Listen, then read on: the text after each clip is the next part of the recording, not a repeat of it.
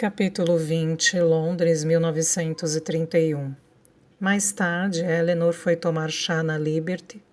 A consulta tinha terminado antes do que esperava, deixando-a com 2 horas livres antes de o trem sair de Paddington. Ela ficara parada na esquina da Harley Street com a Marylebone Road. Nuvens cinzentas se desintegrando em edifícios cinzentos.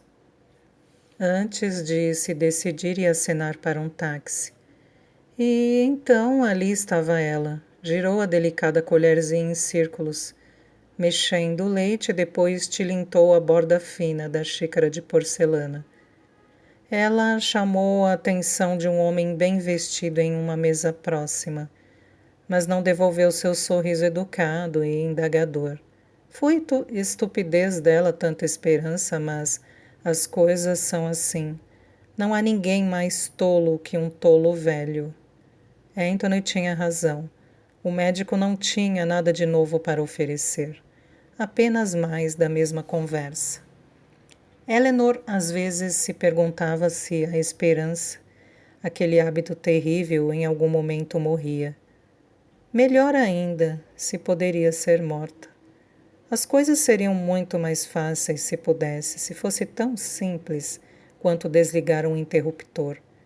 Mas, infelizmente, parecia que o brilho da esperança sempre flutuava ao longe. Não importava por quanto tempo caminhássemos em sua direção sem sucesso. Eleanor pousou a colher. Mesmo enquanto pensava nisso, sabia que estava errada. Anthony perdera a esperança.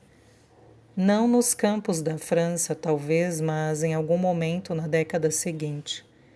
E esse era o problema.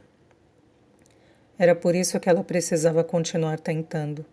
Acontecera debaixo do seu nariz. Ela não estava prestando atenção suficiente, pois se estivesse, teria percebido e feito o que fosse necessário para impedir. Ela havia feito uma promessa para ele e para si mesma. Naquele dia estava chovendo e Londres estava suja e cinzenta como ardósia. As ruas brilhavam com poças escuras e um mar de guarda-chuvas pretos fluía acima do tráfego humano embaixo deles. As pessoas se moviam mais depressa na chuva. Expressões fixas, olhos focados, cada uma atenta a seus objetivos. Havia tantos motivos para correr lá fora que Eleanor foi dominada pelo cansaço. Ali, no calor do salão de chá, ela se sentava inerte como um único fragmento de um mar de determinação que ameaçava afundá-la. Ela nunca tinha sido boa em preencher o tempo. Devia ter trazido um livro da Cornualha. Devia ter trazido seu marido. A recusa de Anthony em acompanhá-la era previsível. O que a pegou de surpresa foi a veemência dele. Pare, disse ele quando ela tocou no assunto. Por favor, apenas pare. Mas Eleanor não parou. Desde que ler o artigo na Lancet, decidira que ela e Anthony deveriam ver o Dr. Hamer. Aparentemente, ela não era a única. A consulta tinha levado semanas para ser marcada e ela teve que conter a empolgação, a esperança, enquanto aguardava o tempo passar, sabendo que era melhor não perturbar Anthony tão cedo. Pare. Ele não tinha erguido a voz, tinha sido quase um sussurro. Pode funcionar, Anthony, insistira ela. Esse homem, o Dr. Hamer, tem trabalhado no problema, estudando outros homens com as mesmas aflições e obteve sucesso. Diz aqui que sabe como consertar. Por favor. As palavras cortaram como uma faca e o resto da frase ficou por ser dito. Ele não olhou para ela, sua cabeça permaneceu curvada sobre seu microscópio, de modo que Eleanor não percebeu logo que seus olhos estavam fechados. Apenas pare, acrescentou ele. Ela se aproximou. Podia sentir o leve cheiro de sua transpiração, misturado com o estranho odor de laboratório do quarto. Sua voz era suave, mas firme. Não vou desistir de você, Anthony. Não importa quanto tente me afastar, não agora, quando parece que podemos ter encontrado alguém capaz de ajudar. Então ele olhou para ela com uma expressão que Eleanor não pôde definir. Já ouvira ressentido antes, vezes demais para contar. Os pesadelos que aconteciam até de dia, os suores à noite, o terrível tremor que não podia ser contido, nem mesmo com toda a força do corpo dela enrolado no dele. Mas aquilo era diferente. A paralisia, o silêncio, aquela expressão em seu rosto que a fez estremecer como se tivesse sido atingida. Chega de médicos, disse ele em um tom baixo e firme que não tolerava qualquer argumento. Chega. Ela o deixou em seu escritório, desceu correndo as escadas, o rosto quente e os pensamentos confusos. Mais tarde, sozinha, tinha conjurado seu rosto. Não pudera evitar. Aquela expressão dele a acompanhara durante toda a tarde, enquanto cumpria as tarefas do dia. Só no meio da noite, enquanto ele dormia largado ao seu lado, e ela estava acordada ouvindo os pássaros noturnos no lago, lembrando-se da noite de muito tempo atrás, quando haviam andado de bicicleta sobre pedras brancas ao luar. A palavra lhe ocorreu. Repulsa, foi isso que ela vira em seu rosto. Aqueles traços que ela amara tanto e por tanto tempo tinham sido rearrumados em uma atitude de repugnância e desgosto geralmente reservada aos piores inimigos. Eleanor poderia ter suportado a repulsa dirigida a ela, mas saber que seu ódio era voltado contra si mesmo era o que a fazia querer chorar, lamentar e amaldiçoar. De manhã, porém, ele se mostrou amável outra vez. Inclusive sugeriu um piquenique junto ao córrego. A esperança renasceu, e se ele ainda se recusava a ir com ela a Londres, pelo menos daquela vez, fez isso com um sorriso no rosto e a afirmação de que precisava tocar sua pesquisa. Assim, ela carregara sua esperança. Durante todo o trajeto, desde a estação de Louis, sua esperança esteve sentada no banco vazio ao seu lado, onde seu marido devia estar. Então, Eleanor inclinou a xícara de chá e observou as borras tépidas rolarem de um lado para outro. Dissera às meninas que iria a Londres para visitar uma costureira em Mayfair, e elas acreditaram, porque esse era o tipo de pessoa que achavam que ela era. Mãe. Elas não se lembravam dos primeiros anos de suas vidas, quando Anthony estava na guerra, e ela ficou sozinha com as filhas em Loyndes. O tempo que passaram cuidando juntas da propriedade, as histórias que ela contara, os lugares secretos que ela havia mostrado. Havia tantos aspectos de Eleanor que suas filhas não conheciam. Ela os pegava às vezes, aqueles traços ocultos, e os revirava, inspecionando e admirado por todos os ângulos, como se fossem pérolas preciosas. E então ela os cobria de novo e os guardava em segurança. Ela nunca mais os revelaria, pois, caso o fizesse, teria que explicar por que mudara. Eleanor não falava sobre Anthony com os outros. Teria sido desleal com o jovem por quem se apaixonara naquele verão em Londres havia 20 anos.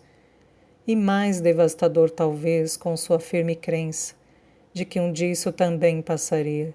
E quando acontecesse, quando encontrasse o caminho para devolver a ele a sua leveza de espírito e tudo o que ele tinha perdido, quando ele estivesse bem de novo, Anthony ficaria feliz que ninguém além de Eleanor soubesse quão baixo chegara. Sua dignidade merecia isso. Ela certamente nunca deixou as meninas saberem. Anthony amava as filhas, apesar de tudo, era um bom pai e as garotas o adoravam. Elas não conheceram o jovem e suas ambições excepcionais. Ele era simplesmente o papai, e suas excentricidades o tornavam seu.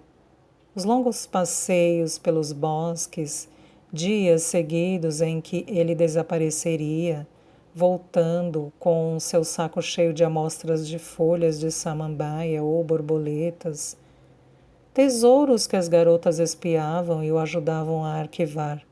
Elas não tinham visto como Eleanor tinha. O homem com o seu velho livro de medicina no colo, os olhos fechados enquanto tentava lembrar os ossos da mão humana, a própria mão, uma vez tão elegante, capaz e precisa, tremendo, repousada na página aberta. Ele sentiu sua presença e abriu os olhos. Um sorriso triste apareceu quando viu que era ela. Eu me tornei um daqueles homens. Um daqueles sujeitos que ficam sentados, tentando preencher suas horas vazias com buscas inúteis. Isso não é verdade, disse ela. Você está trabalhando em seu livro de história natural. Está afastado da medicina por um tempo, mas vai voltar. Vai terminar seu treinamento clínico e será melhor do que nunca. Quando você vai perceber que é tarde demais? Aceitar que não sou mais aquele homem, que ele morreu na França. As coisas que aconteceram, Eleanor, as escolhas terríveis, as decisões monstruosas. Me conte sobre elas, conte, por favor, e então vou entender. Mas ele nunca contou. Apenas olhava para ela, balançava a cabeça e voltava para seus livros. Uma mulher na entrada chamou a atenção de Eleanor. Uma mulher bonita segurando a mão de um menino pequeno de uns 3 anos. Eleanor calculou elegantemente vestido para a ocasião com um terno branco de marinheiro. Ele tinha um rosto de querubim, grandes olhos azuis, bochechas vermelhas e coradas e lábios de arco de cupido que se separaram, maravilhados enquanto olhava em volta da mão da mãe para a sala cheia e muito iluminada. Eleanor sentiu uma conhecida pontada de saudade. Ela ainda esperava por outro bebê. Mais do que esperava, ansiava. Doía-lhe o desejo de segurar uma criança nos braços novamente. Fazer cócegas, beijar e abraçar um corpo pequeno e gordinho. Às vezes lembrava-se da rainha da história do Sr. Llewellyn, que perdera seu filho e desejava tanto outro que estava disposta a negociar com o diabo para conseguir um. O desejo de Eleanor não era totalmente egoísta. Havia uma pequena parte dela que se perguntava se talvez outra criança, um garotinho, fosse o que Anthony precisava. Ele amava as meninas, mas todos os homens não queriam um filho que crescesse à sua imagem. Sua mão foi distraidamente para o abdômen reto e firme.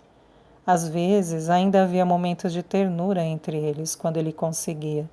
Era possível que ela ficasse grávida de novo. Mas, apesar de sua disposição, seu desejo, nada tinha acontecido em 10 anos.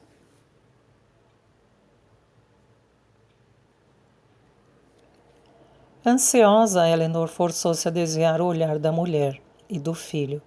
Sentados juntos agora a uma mesa, o pequeno tomando cuidado de observar as maneiras que lhe haviam sido ensinadas, enquanto os seus grandes olhos redondos o entregavam ocupados, catalogando o lugar desconhecido. Ela se voltou para a janela. As nuvens cinzentas escuras tinham baixado mais sobre Londres, e a cidade estava sombria. As luzes estavam acesas no salão de chá e, enquanto Eleanor via o interior aquecido refletido no vidro escuro, pedestres fantasmagóricos passando apressados do outro lado, viu o próprio reflexo sem querer. Sempre foi um choque flagrar-se inesperadamente em repouso. A mulher que olhava para ela era um modelo de respeitabilidade discreta. Suas costas eram retas, as roupas eram da moda sem serem extravagantes. O cabelo estava ordenadamente arrumado sob o chapéu.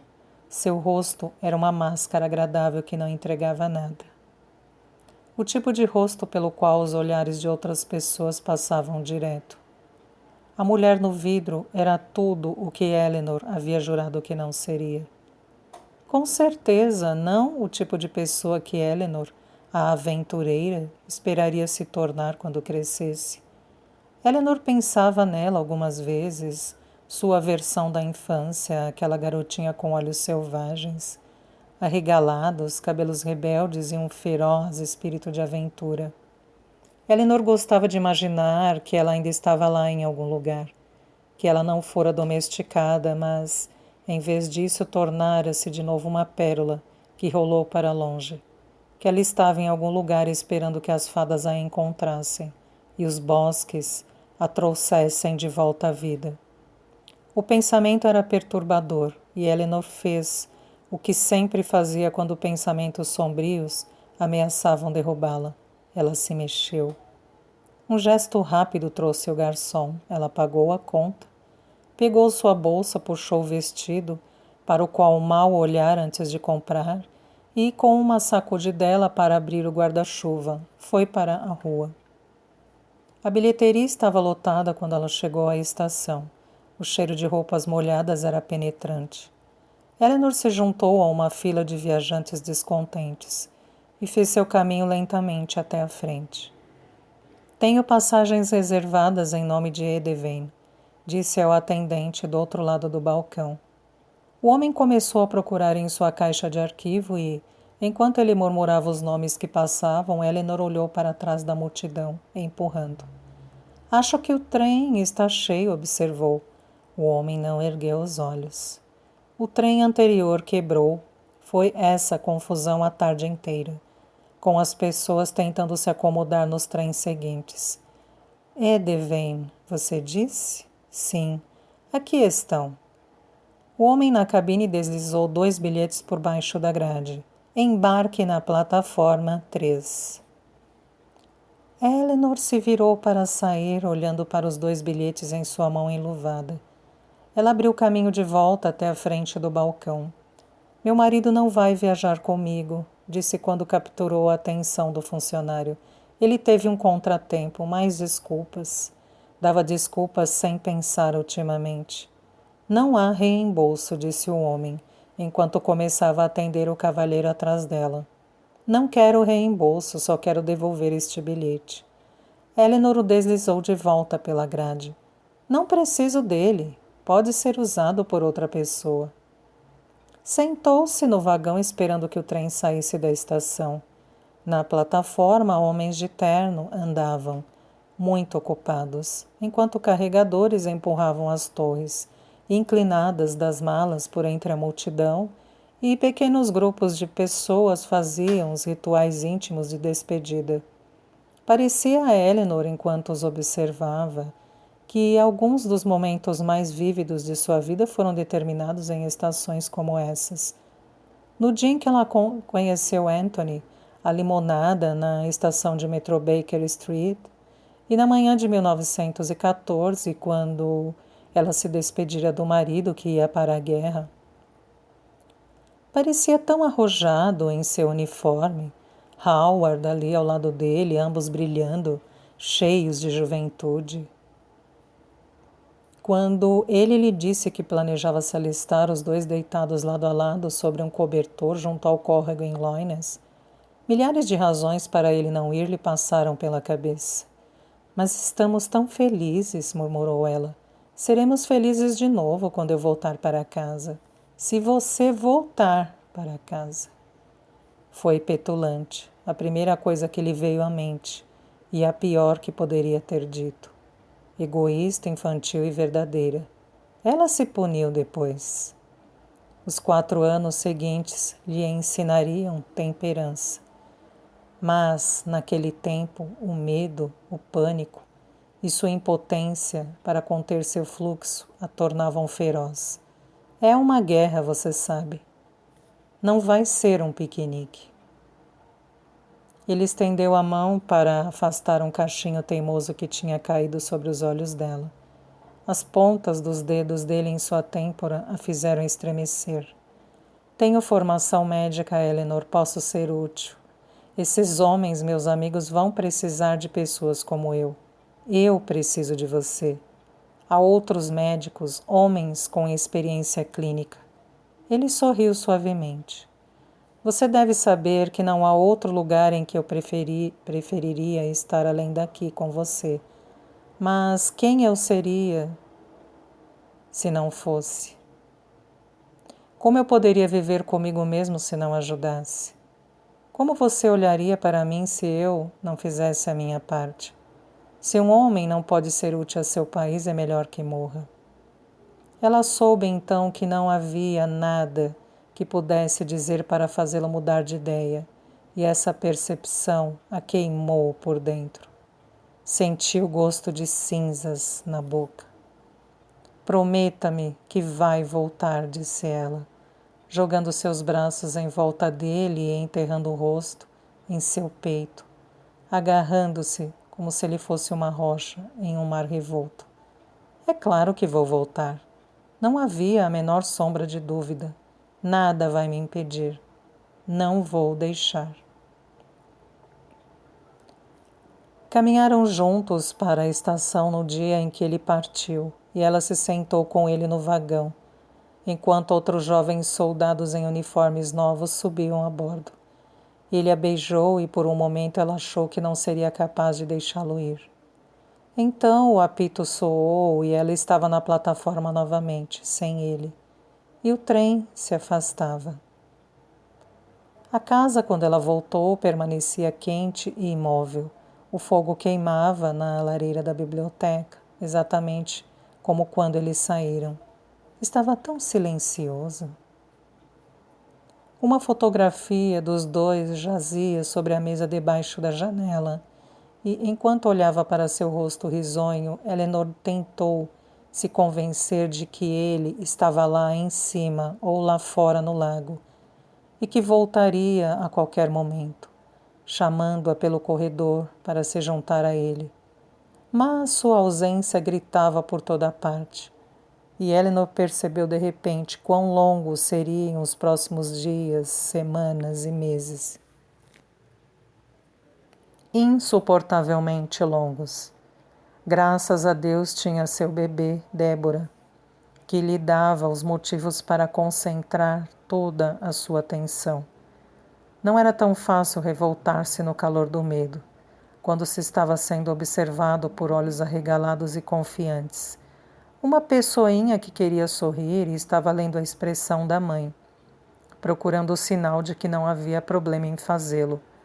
Mas por trás da expressão alegre que Eleanor forçava, sob as cantigas de ninar que cantava e as histórias que contava, quase não ousava respirar. Cada batida à porta disparava um arrepio por todo o seu corpo. Cada história da aldeia sobre a morte de outro soldado era um golpe. E mais tarde um alívio secreto por não ser Anthony. O alívio de encontrar uma carta e não um telegrama com tarja preta. Durava pouco quando ela lia a data e percebia que ele havia postado dias antes, e qualquer coisa poderia ter acontecido desde então. As próprias cartas não entregavam nada de início. Havia menções a bombardeios, é claro, e a destruição de zeppelins nas propriedades, mas seus relatos os faziam soar como pequenos inconvenientes. Quando teve sua primeira experiência com o gás alemão foi sob as circunstâncias mais apropriadas, porque tinham por perto um companheiro que lhes mostrou como as medidas preventivas eram eficazes. Eleanor sabia que ele estava escondendo as coisas e isso a acalmava e enfurecia na mesma medida. Ele tinha um fim de semana de folga em Londres e ela foi encontrá-lo fora de si de tanto nervosismo, incapaz de se distrair com qualquer coisa no trem, um livro fechado no colo durante todo o caminho. Ela se vestira com cuidado, mas quando o viu, sentiu-se envergonhada por seus esforços, porque, afinal, tratava-se de Anthony, o verdadeiro amor de seu coração. Sua ansiedade, sua atenção a trivialidades, como qual roupa lhe caía melhor, pareciam de algum modo demonstrar falta de fé nos dois, no que realmente importava. Ambos falaram imediatamente quando se encontraram. Eu acho... E então, depois de uma hesitação angustiante em que por um momento pareceu que tudo o que eles eram tinham se transformado em pó, ambos começaram a rir sem parar e, ao menor gatilho, recomeçavam, sentados na área de descanso tomando chá. Depois disso, voltaram a ser eles mesmos, Anthony e Eleanor, e ela insistiu que ele lhe contasse tudo. Tudo, disse ela, sem atenuantes.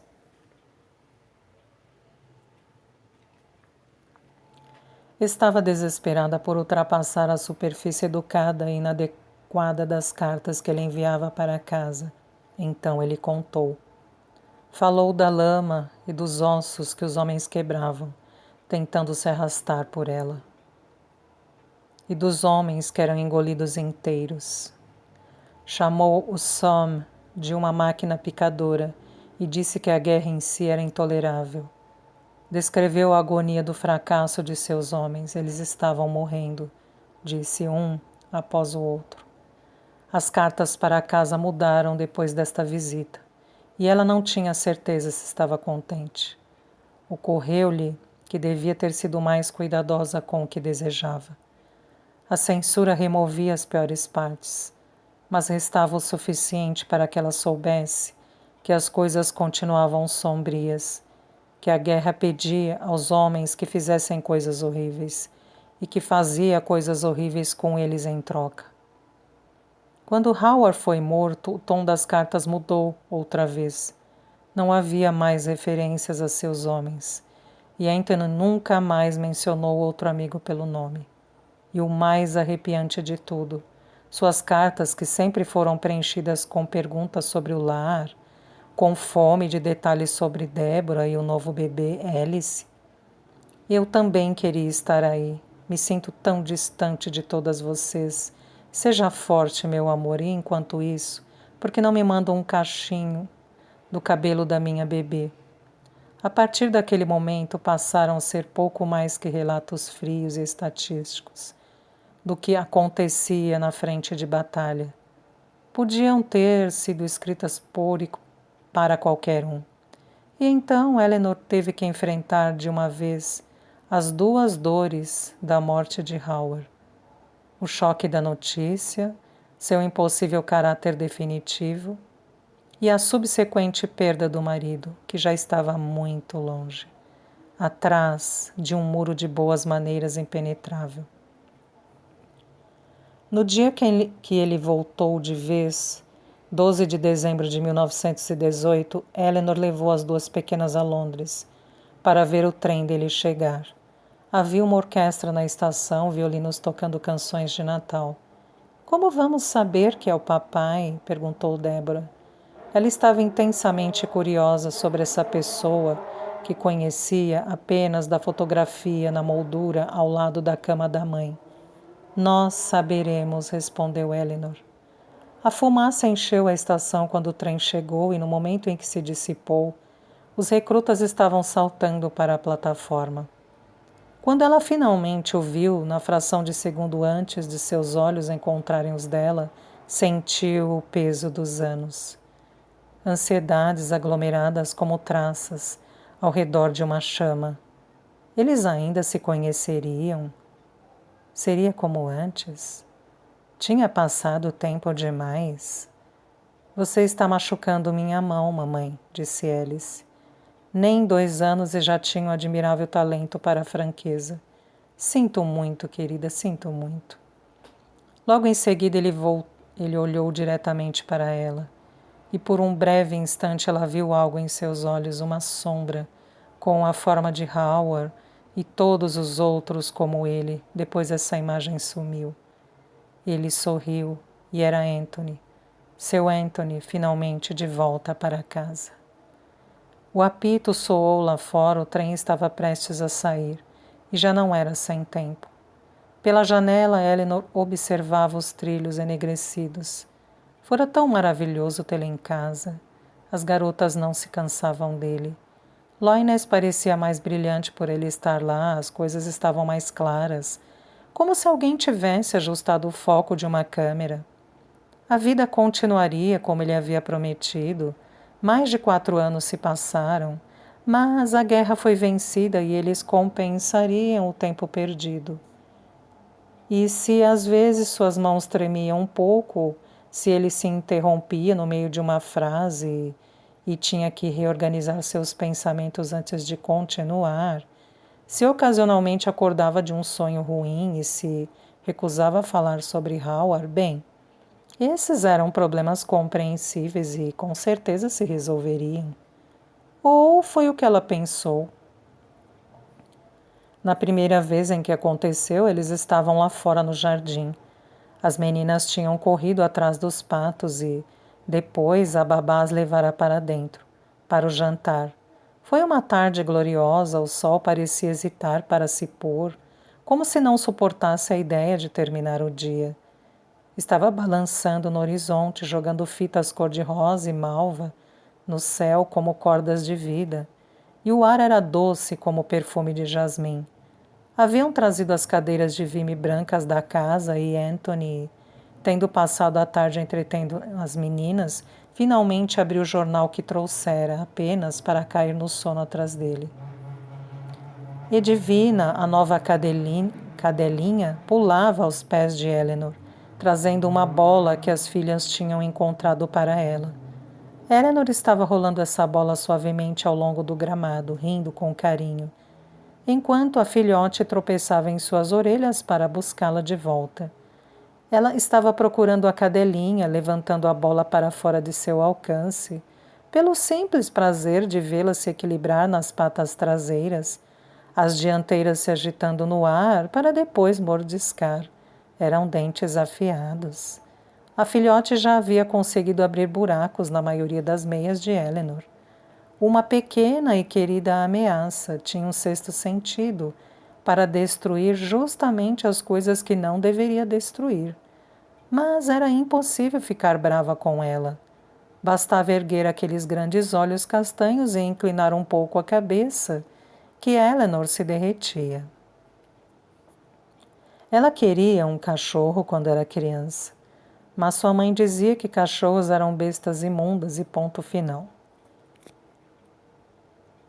Eleanor puxou a bola para trás e Edvina, que gostava de um cabo de guerra mais do que de outra brincadeira, afundou mais seus dentes na borracha. Tudo estava perfeito. Eleanor ria e Edvina grunhia, animada, com a bola antes de entrar em uma luta agitada com o pato.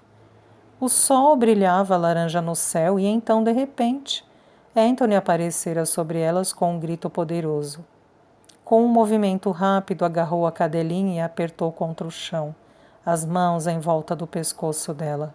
Fique quieta, sussurrava. Fique quieta. Edvina gritou e uivou. O pato fugiu. E Eleanor, chocada, levantou-se de um salto. Anthony, não! Pare! Ela estava tão assustada, não tinha ideia do que estava acontecendo. Anthony, por favor! Era como se ele não pudesse ouvi-la, como se ela não estivesse ali. Somente quando ela correu para junto dele e caiu ao seu lado e agarrou seus ombros, ele olhou para ela. Anthony encolheu os ombros e, por uma fração de segundo, Eleanor achou que ia atacá-la também. Seus olhos estavam arregalados e ela vislumbrou aquela sombra outra vez, a que tinha visto por um momento na estação de trem quando o receberam em casa. Anthony, repetiu ela, por favor, solte-a. Ele respirava com dificuldade, o peito subindo e descendo. Sua expressão mudando de raiva para medo e depois para confusão. Em algum momento ele afrouxou o aperto em Edvina e a filhote correu livre, emitindo um pequeno grito de alto piedade enquanto disparava para a segurança da cadeira de Eleanor, para lamber suas feridas. Nenhum deles se moveu. Mais tarde, pareceu a Eleanor que eles foram congelados, por uma sensação compartilhada, um acordo tácito de que, permanecendo imóveis, poderiam de alguma forma impedir que aquele ovo rachasse ainda mais. Mas então ela percebeu que ele estava tremendo. e por instinto o tomou em seus braços e o segurou firme. Ele estava congelando.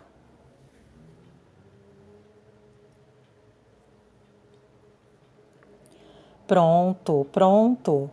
Ouviu-se dizer repetidamente da mesma forma que faria se uma das meninas tivesse ralado um joelho ou acordado de um pesadelo. Mais tarde eles se sentaram juntos na noite enluarada, ambos silenciosos e chocados com o que tinha acontecido. Desculpe, disse ele. Por um instante pensei, eu poderia jurar que vi. Mas ele nunca lhe contou o que pensara ter visto. Nos anos que se seguiram, Eleanor leu relatos.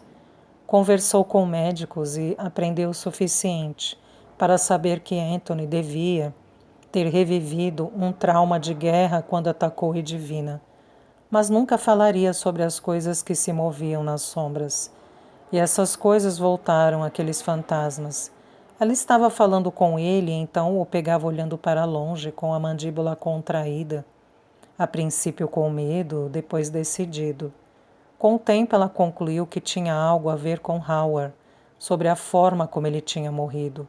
Mas Anthony se recusou a falar sobre isso, de modo que ela não podia ter certeza dos detalhes. Ela disse a si mesma que não tinha importância, que ele ia superar isso. Todo mundo tinha perdido alguém na guerra, tudo ficaria melhor com o tempo. Quando suas mãos se acalmassem, voltaria ao treinamento. E isso faria toda a diferença. Anthony seria médico, como sempre planejou o cirurgião. Ele tinha uma missão. Porém, suas mãos não se acalmaram e as coisas não melhoraram com o tempo. Pioraram. Eleanor e Anthony simplesmente se tornaram melhores, os dois, ao esconder a verdade. Havia pesadelos terríveis também, dos quais ele acordava uivando ou tremendo, exortando-os a andarem depressa, a sair, a fazer o cão parar de latir. Ele não era violento com frequência e, quando era, a culpa não era dele, e Eleanor sabia disso. Seu grande impulso na vida sempre foi ajudar e curar. Ele nunca faria mal a alguém. O medo do que pudesse fazer, no entanto, o atormentava. Se as meninas... começou. Se tivesse sido uma delas... Eleanor não deixaria expressar esse pensamento absurdo em voz alta. Isso não vai acontecer. Mas poderia. Não vai. Eu não vou deixar, prometo. Você não pode prometer isso. Eu posso e prometo. Havia tanto medo em seu rosto que suas mãos, quando pegaram as dela, estavam tremendo. Me prometa, se alguma vez tiver que fazer uma escolha, vai salvá-las de mim. Salve-me de mim mesmo. Eu não poderia viver comigo mesmo se... Ela apertou os dedos contra os lábios dele para impedi-lo de dizer aquelas palavras terríveis. Beijou-o e então o segurou firmemente, enquanto ele se sacudia contra seu corpo. Eleanor sabia o que ele estava lhe pedindo e sabia que faria o que fosse necessário para cumprir sua promessa.